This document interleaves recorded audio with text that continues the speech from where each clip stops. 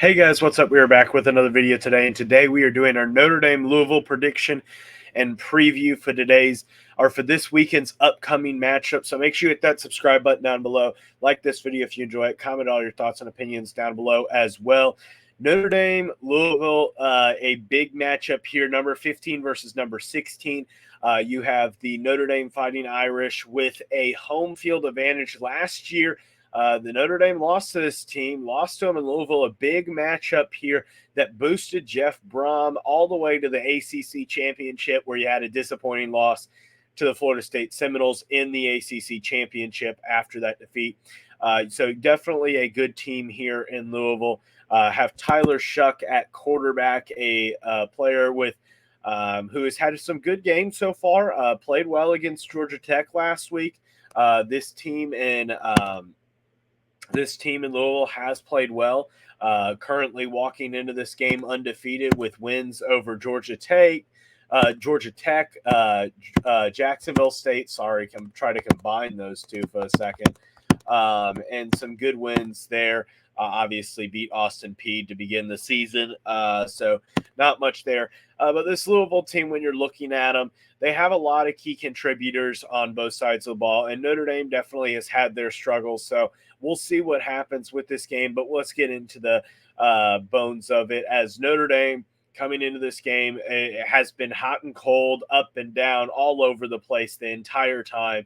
And just have not been able to get it together with a win on the road against Texas A&M, and then a loss at home against Northern Illinois, and then a win 66-7 against Purdue, and then struggled and barely scored and then scored 5 minutes left in the second quarter against Miami of Ohio, though you gave up 3 points in that game. This is a Notre Dame team that's up and down and up and down. If the trend continues, they should massacre Louisville. But when looking at this team, it's just a team that has been so up and down, so inconsistent when looking at it. And I have a hard time really predicting this game for that very reason. This Notre Dame rushing attack is pretty dominant for the most part. It's kind of hard to tell because like in a game like Purdue, for example, you had almost 400 rushing yards. Jeremiah Love looked good, and Riley Leonard even looked good.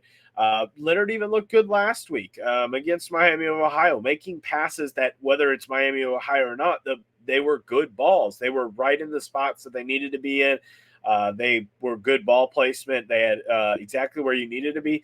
But at the same time, it's a team in which they've struggled to be able to figure out their own identity. Defensively, they looked good against Texas A&M. They looked good against Purdue. They looked good against Miami of Ohio, and they looked like crap against Northern Illinois. I don't know how to reason with this team.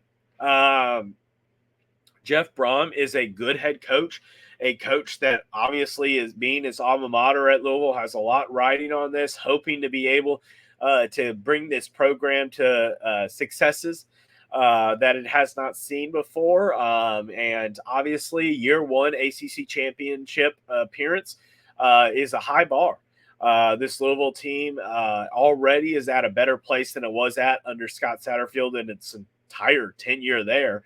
And honestly, higher heights than even you could argue under a lot of people, including guys like Bobby Petrino and Charlie. Oh man, I completely forget his name.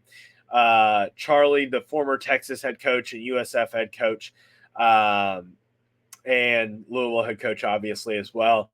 Definitely has an issue there. We'll see whether that happens. I think we'll go down to the three keys of the game. First key for the Notre Dame, got to establish a run game, got to be able to run the ball. That's one of the biggest things going into this game that Notre Dame's got to be able to do. They got to be able to run the ball, control the line of scrimmage. This offensive line is still young. You lost your center. You lost your left tackle for the year. I think you're still having health concerns there at guard, particularly at right guard. So we'll see. I don't think that there's a practice report out yet health-wise when it comes to who's going to play or not. But I don't know. We'll see what happens there. The offensive line, again, it's up and down. It's kind of all over the place. It's kind of hard to tell where this team is at. And then number two, key to the game. You got to win the turnover battle. You can't make mistakes. You can't give the ball up. You got to be able to make plays when you need to make plays. You got to be able to put the ball in the right spot.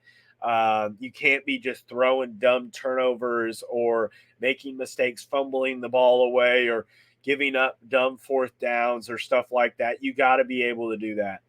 And then finally, you got to be able to stop the run.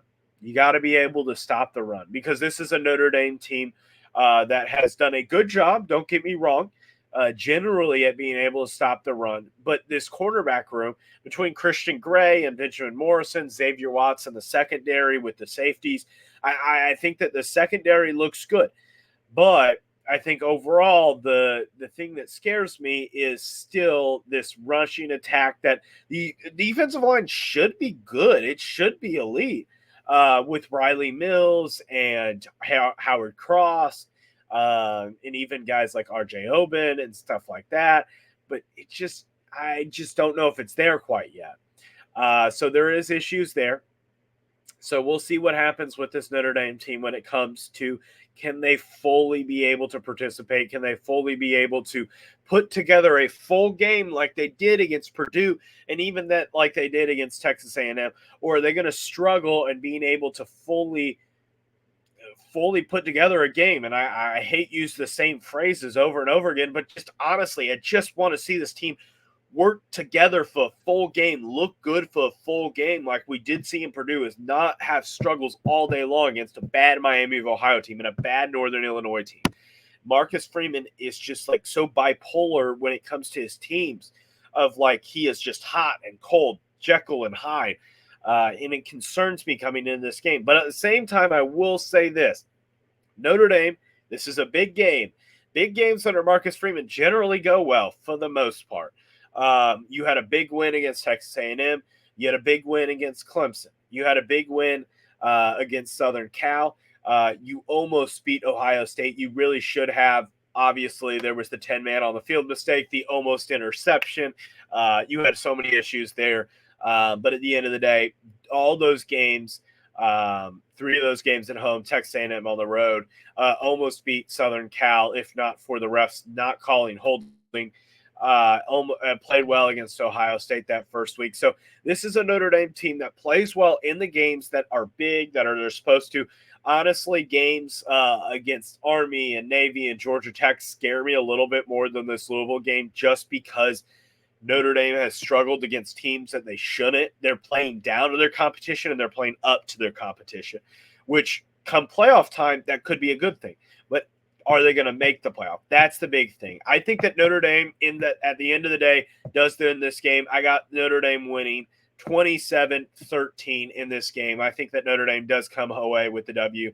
So I do think that the Irish get the win. But there are a lot of factors that could happen in this game. There's no question that Notre Dame very well could lose this game. But we will see what happens come Saturday at 3:30 on Peacock. So Notre Dame Fighting Irish take on Louisville. So hit the 2 videos down below if you enjoy the content, and hit the subscribe button up here as well. And as always, have a great rest of your day.